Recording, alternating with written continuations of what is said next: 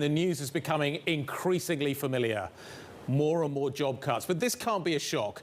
Intel warned us on PCs. Right. Dell is the obvious kind of case that is going to follow that.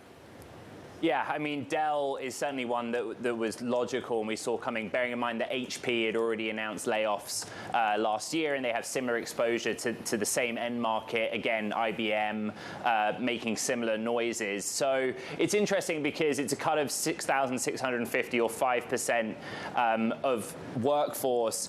But, you know, since headcount at Dell peaked at the beginning of 2020, it's kind of been trickling lower anyway. There's two reads on this, right? The one is the timing. You know, we're still early in the year, February, and so some reaction from the sell side is that this is indicative that the recovery in the PCM market may come later than we expected. And then there's the other reaction. I think the stock's down pretty significantly now and accelerating its declines. But as has been the case throughout this period, many investors and sell-siders are cheering basically the cost discipline and saying this is going to be good for OPEX going forward. Well, but Ed, as you alluded to, since 2020, we already have been seeing Dell's headcount going down, which differentiates it from some other big tech companies that had been still growing and growing for multiple years in a row and now are having to cut.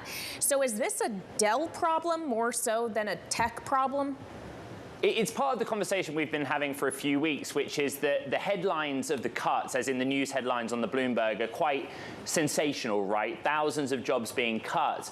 But Dell, again, headcount peaked in January of 2020 at around 165,000 employees. After this round of cuts is done, it will be down towards 125,000, or a drop of around 39,000 jobs from its peak. These companies became bloated. Dell actually peaking before the pandemic era or period, 2020 through 2021, but a lot of it doesn't even fully unwind the hiring which took place across the technology sector in that 2-year period. You know, a lot of investment to meet what was demand. The demand's now gone, and with the recovery in these end markets, particularly PCs, looking like it won't happen until the second half of this year, it's not a surprise we're seeing names like Dell react.